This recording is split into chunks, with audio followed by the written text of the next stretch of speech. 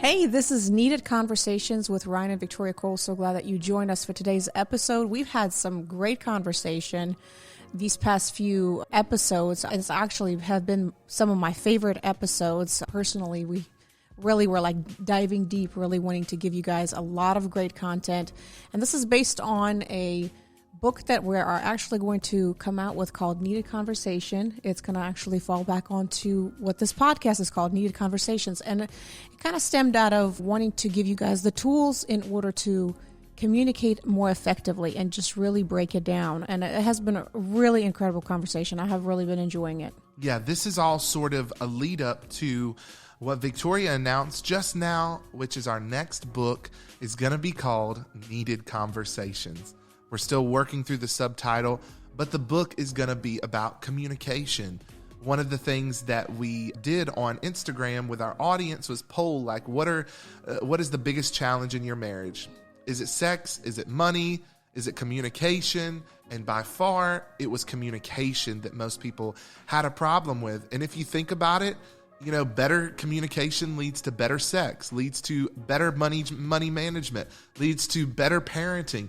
And so it's like this core issue that every married couple has to grapple with. They have to understand how their spouse communicates and whether or not they're understanding from the right context, and how to build a strategy together, build a mission that your marriage can be laid upon. And so we're continuing that today with this episode. But before we jump into more on how to communicate more effectively with your spouse, I want to encourage you to visit moremostforever.com. That's your one-stop shop for all marriage resources. Whether you're dating, whether you're already married and you need some support, we have books, resources, blogs, past episodes of our podcast, workshops and events that we're hosting online and in person.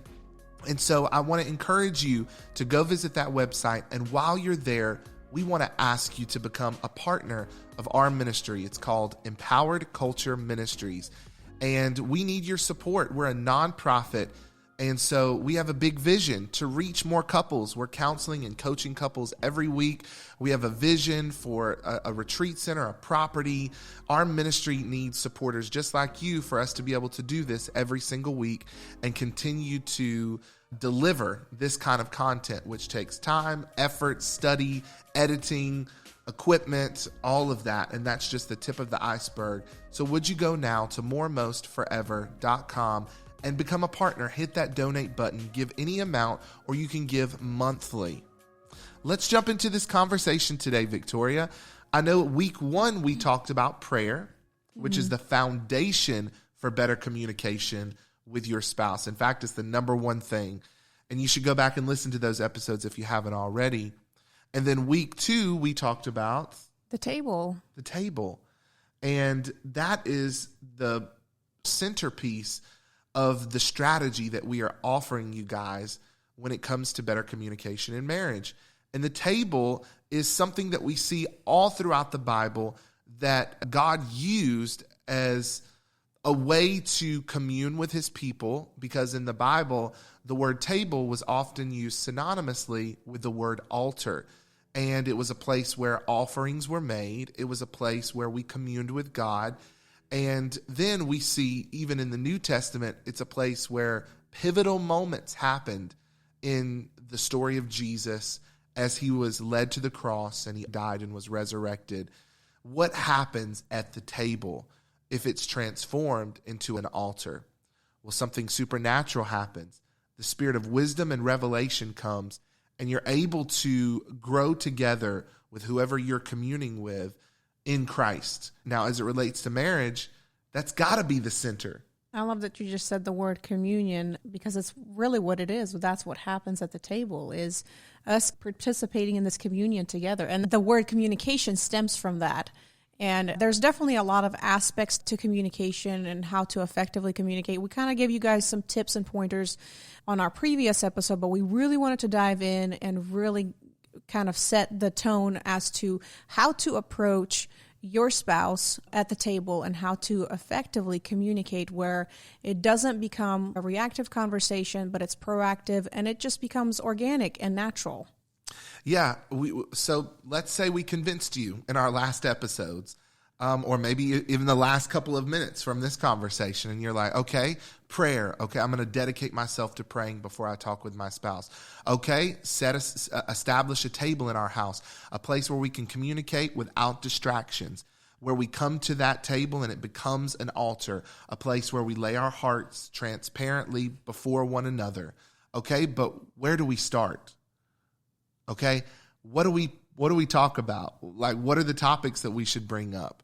And what most people tend to want to do when they come to the table is take this as an opportunity to air out all of their grievances that they have with their spouse. And in many cases, if it's been years since you've had a really meaningful conversation, it's a long list of grievances. Mm-hmm. This is not what that should be as a beginning point for this journey of better communication with your spouse. Yes, you're going to get to all of those things and hopefully address those offenses that you have and be able to forgive and release and all that. But before you're even able to do that, I think the key is in your posture towards your spouse before you begin the conversation. Mm-hmm. Let's explain that. So whenever you enter into a conversation with someone that is adversarial, then you're always going to end up with one person winning and one person losing. When in marriage, if you feel like that you've won, but you haven't won the heart of your spouse, have you really won? Maybe you were quote unquote right. Maybe everything that you brought up in that conversation is validated and you were vindicated for how you felt and pointed fingers at that person, and you both determined that they were the guilty party and you were the less guilty party. Does it make you feel any better? Does it make you feel like you have a better marriage at the end of that? Or does it make you feel even more isolated than you did before? So what? You were right. But what's next? Mm-hmm. We want to encourage you to look at this conversation from a different perspective. That in fact, you're not adversaries. That it's not who's going to win this conversation or this argument and who's going to lose this argument. And feel that momentary surge of endorphins that, yes, I was right. I feel good about that. But instead say, how can we win over the heart of our spouse? How can, at the end of this conversation, we both understand one another a little bit better and that we link arms to be able to move forward and do something amazing for the sake of Christ? The only way that you're going to do that is if you enter into that conversation with your posture toward them as being a friend. And what does it mean to be a friend to your spouse? There's so many ideas about what friendship looks like. But when it comes to marriage, friendship looks a lot different than what we expect it to. In fact, oftentimes women are expecting their husbands to be like their girlfriend, someone that they can go and chit-chat it up with and all of that. And you got this false expectation that the friendship that you have with some of your other girlfriends is going to be like the friendship you have with your husband. No. Yes, you should be able to talk with them and have meaningful conversation, them understand you and get you. But this friendship is a whole lot deeper, right, Victoria? Yeah, we've talked about in the early stages during the dating phase, we often are infatuated and we tend to like what that person like and be very cordial and respectful and honorable and just kind of, I guess, give in more. And then something happens along the way when you get married and you lose that. You lose the interest in your spouse. You lose maybe something that they really enjoyed doing. You don't really necessarily want to participate in anymore. And maybe something that was funny is no longer funny anymore. The grace has lifted. Yes. Now that you've seen behind the curtain and seen the person that they really are and all of their flaws. Yeah, and I really don't think that phase was necessarily a lie, because a lot of times this is what we hear is people feel like everything that they've known before is a lie, and that's not true. I think that you love that person or respected them or had a friendship with them based on the information that you had, which was probably very little. I mean, let's all be honest. We ask questions, but there's only so much that you can know before you actually get into this life together and start marriage, and now life goes on and you guys are working and then kids, and the schedules kind of go faster. Let's be honest, you change. And you change as a person. Your preferences change, your taste buds even change. And we were just talking about this and how, what shifts through that, where now people say that they feel disconnected and no longer feel like their spouse is a friend and actually feel like their spouse is an enemy. And we said friendship.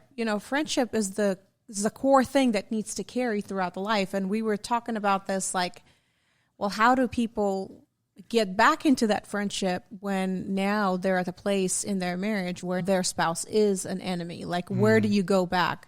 And we truly believe that this is the reason why people start drifting apart in marriage, is because they lose that friendship in their relationship, because now they view their spouses as enemies or somebody that they just no longer like. And it's all a matter of perspective.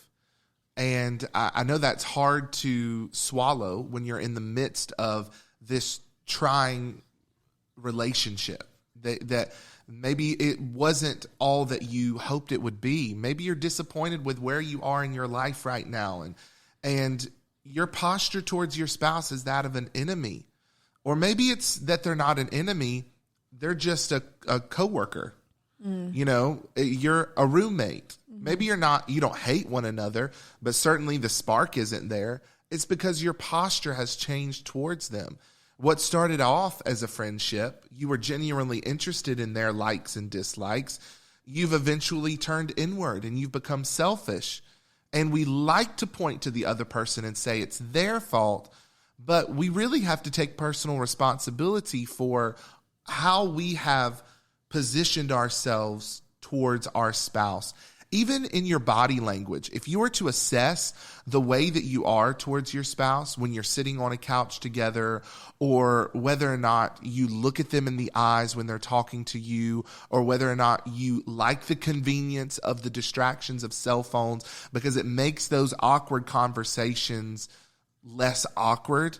But really, you're losing out on what could really happen if you dug in your heels to some of these tough conversations and approached them from the perspective of, at the end of this, we're going to still be friends. This is not about a war that I'm waging against my spouse. This is about cultivating this friendship with them once again. If all your communication with your spouse is negative, that's a problem. I'm going to say that again. If all your communication that you have with your spouse is negative, that's a problem. If you decide to establish a table in your house and it turns into a back and forth tit for tat over all of the little offenses that you've built up over the years, then you're doing it wrong. Every time you come to the table, you want to have a well-rounded meal. You want to not only have some meat, you want to have some vegetables. You want to have a good drink. You want to have some dessert. You want to have an appetizer. You want this to be a well-rounded 3-4 course meal. You don't want to just sit there and hash out the same old thing over and over again. You have to get to the point where you express what you have expressed, and then you face forward together and say, how are we going to build the kind of relationship that we want to have? Well, what are some of your likes and dislikes? We haven't had a good conversation about some of the things you love. What turns you on in the bedroom? What turns you on in life? What are some of the financial things that we've got to put into order? Some of these conversations are going to be tough, but other parts of these conversations should be a delight.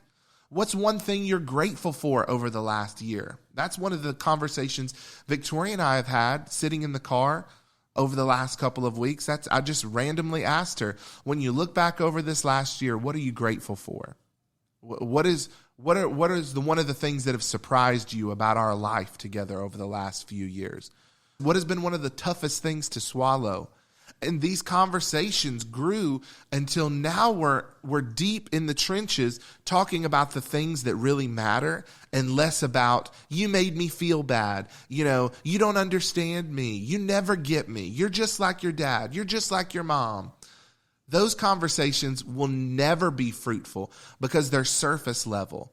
You got to dig deep into the trenches and seek to learn the heart of your spouse. Yeah, I'm reminded of an episode from The Office, which we love. I know some people are not very big fans, but it's a man and a woman that basically fall in love in the office, and they got married, and they were struggling in their marriage, so they were counseling, and their counselor told them to basically show appreciation to one another. And so they would be in passing, and they were like, well, I appreciate you. I appreciate you for doing that. And the woman responded and said, well, I appreciate you for appreciating me for doing that. And by the time they finished that, they were almost like giggling, because it sounded silly and it sounded awkward at the beginning because it was something that somebody else told them to do.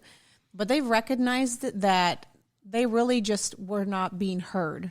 And this kind of brought them back to a place where, hey, remember how we had a good time, and now we look at each other, and that's that stare that it's almost like you can read their body language that kind of brings that connection. All of their defenses come down. Yeah, and it becomes, it's something to laugh about. And it's not to say that it wasn't hard. It's definitely hard, but it's those challenging moments that actually shape your relationship and makes you stronger. I was going to read this excerpt that I found. It was from a relationship expert. His name is John Gottman. He's a professor at the University of Washington. He's the author of the book called The 7 Principles of Making Marriage Work. But he was talking about how friendship is really at the core of every marriage and how important it is. And the research actually that he's done says that it shows that couples that have a great friendship have a higher percentage of overall marital satisfaction. In fact, the emotional connection that married couples share is said to be 5 times more important than their physical intimacy, which is kind of shocking. Couples that are friends look forward to spending time together and genuinely like one another. Their activities and interests actually become enhanced because they have their favorite person with whom to share their life experiences with. And like we said before, somebody that may be struggling in their marriage right now and their spouse may feel like the enemy. It's like, well, who's going to start? I feel like I've been a good friend. Who is my spouse? My spouse needs to be better because they haven't done really good at being a friend. But I think you guys both have to come to the table. And like we said at the beginning, it's going to be awkward until you guys get yourself out of that rut and really recognize the place that you guys have come from and recognize the first love that you guys had for one another and what joined you guys together. What were some of the common interests? What were some of the fun things that you guys experienced? And just bringing the gratitude to the table and saying, hey, I remember this. Hey, I remember this. How can we create new memories and build upon this and make sure that we don't lose that connection? Because that emotional connection is very important. And that's where this friendship is going to come in play and help you to stay emotionally connected. So what we're giving you is better tools for communication, because the tools that you're currently using or the strategies, they're not working. So continuing to use those same strategies, no matter if you're at a restaurant or if you're at home or you're in your bedroom or living room, if you're continuing to use the same strategies, it's not going to work. What does the Bible say? The Bible tells us to enter his gates with thanksgiving and his courts with praise. We often refer to the tabernacle of Moses as a blueprint for marriage because really our relationship with God represents this divine marriage between a groom and a wife, which is the bride of Christ. And so if we're going to enter into an effective conversation with our spouse, we got to enter in with a grateful heart and with an attitude of praise. Even if your spouse has offended you to the greatest degree, there is good locked up inside of them. And so your posture coming into the conversation cannot be adversarial if you're going to expect it to be productive. Before we ask anything of God in the Bible, we have to learn the art of worship. I'm not saying that you should worship your spouse, but what I'm saying is that you have to have as much intention about affirming them with your words, loving on them, praying for them as you do complaining and listing out your demands. Mm-hmm. Let's be honest, most of our relationships with God have gotten to the place at one point or another where we are just simply listing out our wants and demands, our to-do lists of what we want God to do in our lives. And really, we should be seeking his heart? What is his heart towards us? And maybe those lists of demands will just go out of the window. Let's be honest. You probably have those lists of demands because your relationship with your spouse has become simply transactional. They do something for you, you do something for them. And if they don't do something for you, then it's a problem. When the scales are unbalanced is when now you're angry, you're upset. I've done all of this. What have you done for me? Well, maybe you don't see things through their perspective and see what they're putting in the background and the effort that they feel like that they're giving to the relationship, or what their expectations for this season of life is. Because guess what? If you're constantly striving for an equal balance of who's giving and who's taking, you're never going to be satisfied with your relationship. Because God does not measure your marriage based on 1 or 2 seasons. If you were to look at your marriage over the course of your life, you're going to see many ebbs and flows, seasons where you've given more and they've taken more, and seasons where they've given more and you've taken more. And so you have to find a way to get out of this competitive mindset and view your relationship through the lens of friendship. I want to go ahead and tell this story because I'm a movie buff, and this is where Victoria and I differ a little bit because she's not all that into movies, but I am. But she rides along with me sometimes. That's probably the only movie that he's about to mention is the only one that I actually liked watching because it was so interesting. But I just don't like the alien movies, and not to say that Ryan is into like horror movies or anything, but even if anything's suspenseful, it bothers me and I know it affects me. So I would rather steer away from that. And I respect that. You know, my dad and I will go to the movies sometimes so instead. I let him go with his dad, yeah. Yeah, but sometimes she'll sit and watch with me, especially if it's super meaningful. Because when I watch movies, I try to bring out the philosophical meaning behind it. And sometimes the filmmakers are intentional about that, and other times maybe they don't understand how meaningful these films are, or even prophetic at times. But there's this movie called The Arrival, and yes, it's an alien movie, but it's not one of these alien movies where it's a horror like Alien, or you don't really see the aliens anyway. They're or Independence Day, yeah. You know. They're not creepy because I can't do creepy. So just for FYI, for those of you who don't do that, you can actually watch that movie. You probably would really enjoy it. But the entire movie is about the art of language and communication. And it's so fascinating because there's these 12 pods that are hovering over the ground that appear all over the world. And they are giving off no carbon footprint. And it's really fascinating. They are obviously alien spacecrafts of some sort. And they're in different parts all over the world. So all of these countries where these ships have landed have now started to approach them and to try to see if they could communicate with these life forces. Well, they've gotten to the point where they've been able to go up into the ship and they're communicating with these aliens, but they don't understand their language. And the aliens obviously don't understand English or Chinese or whatever they're trying to communicate with. And it's very fascinating that they don't come off as aggressive necessarily. But when you're talking about a foreign species, you automatically have to put your defenses up. And so you've got the military, the national defense of every country where these pods have landed, and they are trying to figure out what is your purpose for coming here, as you would, right? Mm. Do you come in peace, or do you have other plans? And so the Americans end up hiring a scientist and a linguist, someone who studies languages. And in particular, Amy Adams, which is the actress, she plays a linguist who has studied dead languages. So she's been able to communicate with tribes that have had no outside influence, and there's no point of reference to find the root of translating between two foreign languages. Well, when you're talking with aliens, there's no way of being able to understand if you don't even know how they communicate, what their point of reference is. And there's so much to this movie.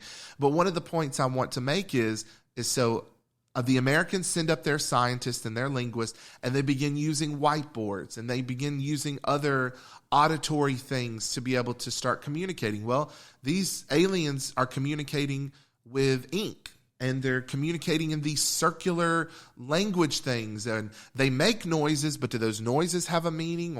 So they're trying to figure all of this out. And they end up having a breakthrough where they're starting to understand the language of these aliens.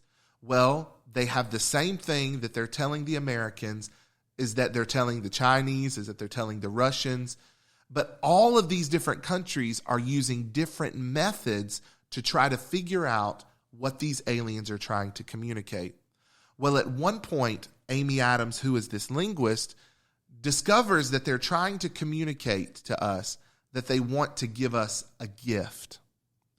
Well, the Chinese have gotten the same sentence, except they didn't translate it as gift. They translated it as weapon. And when they heard that word weapon, their red flags went off, their alarms went off. They immediately positioned themselves as an adversary against this alien force. Well, what Amy Adams recognized in the film was that their means of communicating wasn't whiteboards and audio tech and all of this.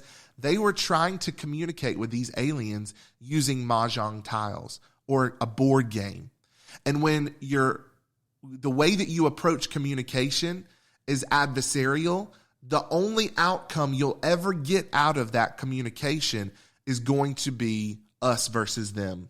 Mm-hmm. Whereas the Americans viewed that sentence as, we've come to give you a gift.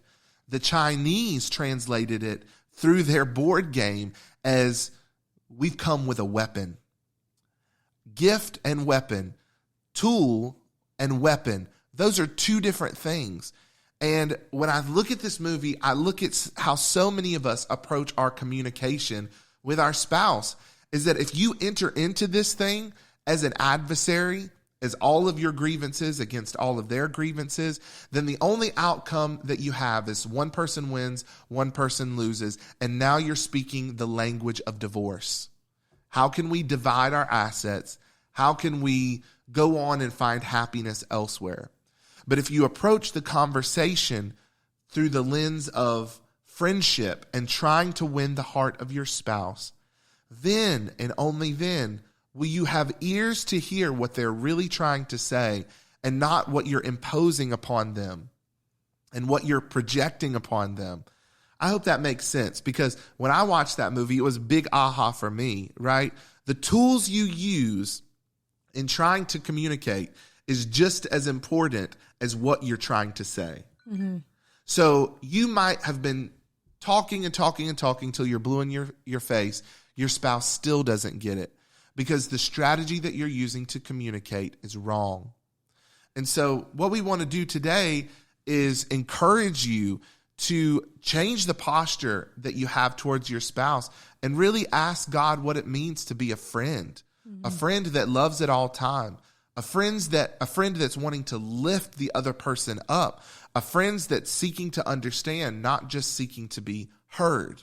What do you want to add to that, Victoria? Well, one of the things that stood out to me in this whole conversation, too, is that friendship helps you to build trust. If you do not have friendship, and like Ryan was saying, that you approach the conversation with your spouse as a transaction, how are you going to actually build trust in between that? Because if you're always constantly just bringing grievances to one another, and there's never this organic conversation of where you can enjoy life, because that's what really life is about, is us enjoying little moments, as God permits us to live here on this earth, is enjoying this together with our spouse. Is it always easy? No.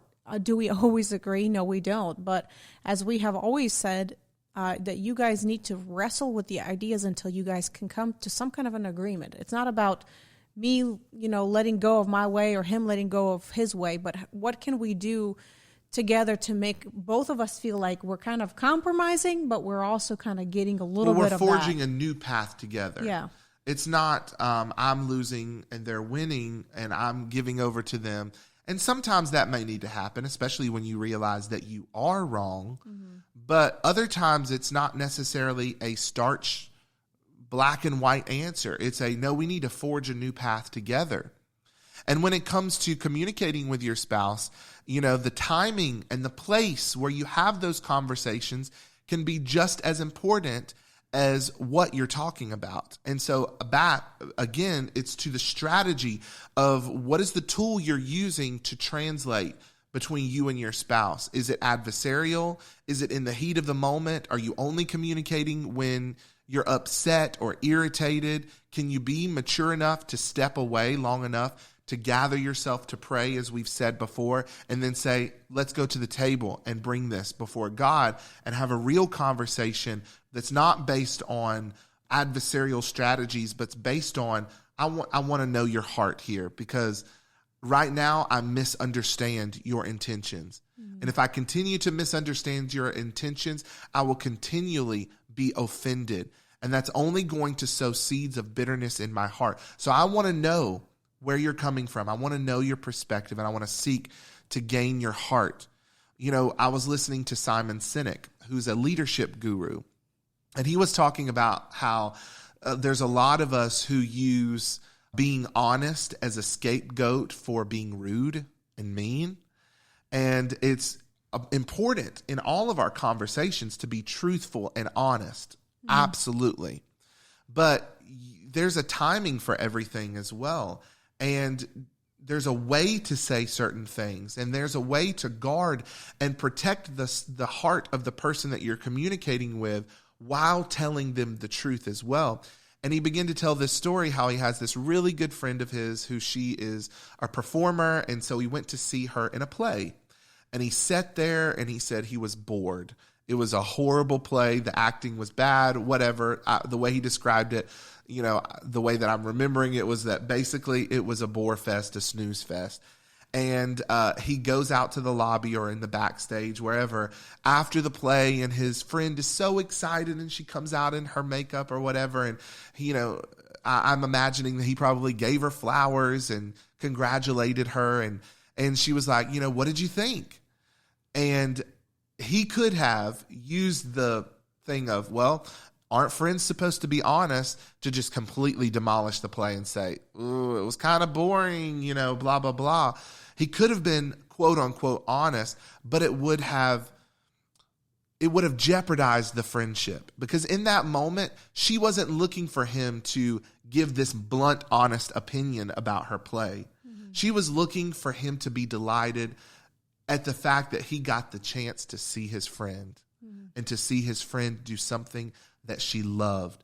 And so he, put out this statement to her in response and said, I'm really glad that I got the opportunity or the chance to see you do what I know you really love to do.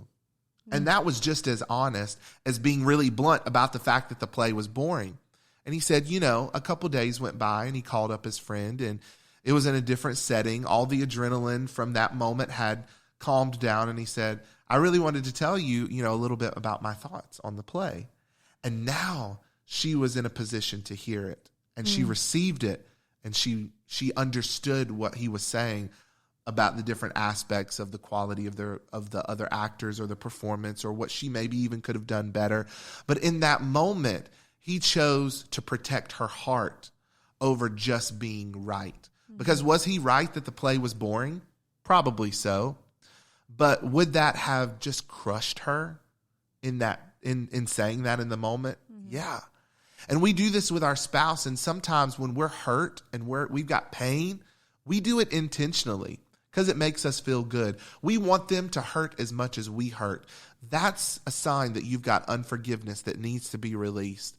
So that when you have the opportunity to cut your spouse down at the knees, that you make the decision to protect their heart instead. It might be right, the things that are going to come out of your mouth. They might be even truthful, but do they have the heart of God behind them? And so when we're talking to you today about friendship, that's the core of what we're trying to get you to understand, is that going into these table talks, yes, you're going to have to deal with offenses.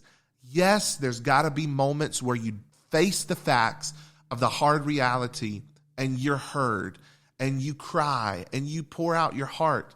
But then there's got to be a point where you face forward and say, we're going to link arms and we're going to move ahead. And I'm never going to bring this up again because it's in the past. And I'm never going to hold this against you or believe that you could only be this that you were to me when you hurt and offended me. I'm going to believe God's best for you. Now, I'm not saying that you should be ignorant and that you shouldn't create boundaries and that trust shouldn't be earned. All those things can be true as well. But if you are going to always approach conversations with your spouse as an adversary, you're only always going to come out with a winner and a loser.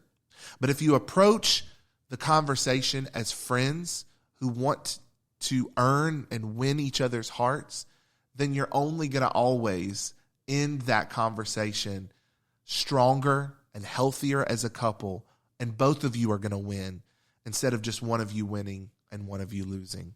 And there's many characteristics of being a good friend, and I think the best person to look up to is really Jesus. How he has displayed friendship to us, even when we were turning away from him to sin, and we still do so. We walk a lot of times in disobedience, even though he has paid such a high price.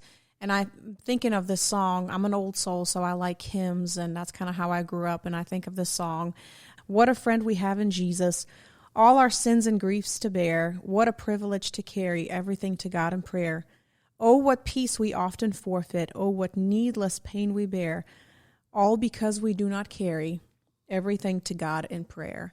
And it's so interesting how we oftentimes feel so alone because we don't feel like we can express ourselves and our deepest hurts and desires when we have the friend that we can come and turn to in our deepest moments of grief so that he can bear the burden. You're not meant to carry this burden alone. And even if you're struggling in your marriage right now to build that friendship, you can definitely lean on to a friend that will never forsake you and never disappoint you. Your spouse will probably disappoint you more than once in a lifetime.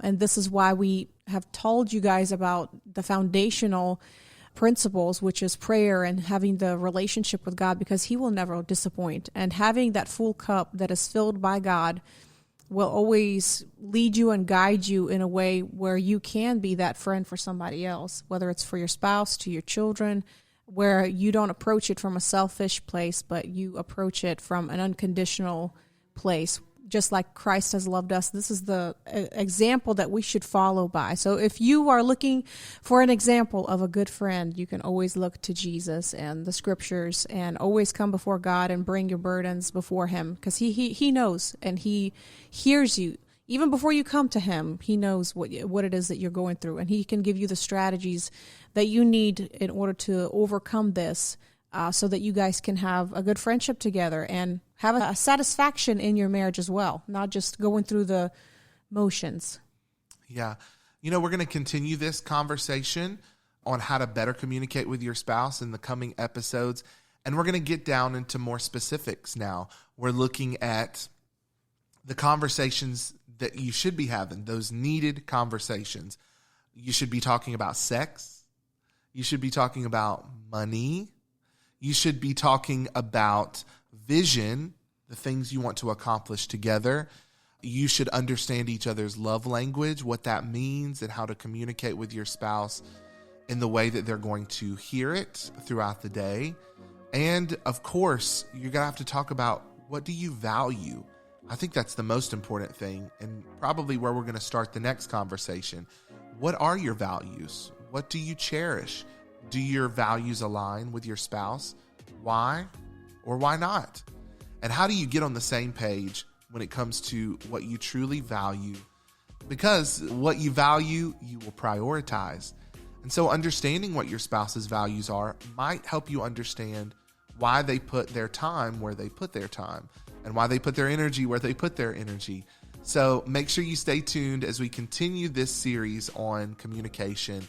And if you haven't already, go to moremostforever.com right now, get some of those marriage resources, and become a partner with our ministry, Empowered Culture Ministries, to help us reach the world with the gospel, empower individuals to discover their purpose, grow with God, and date and marry well.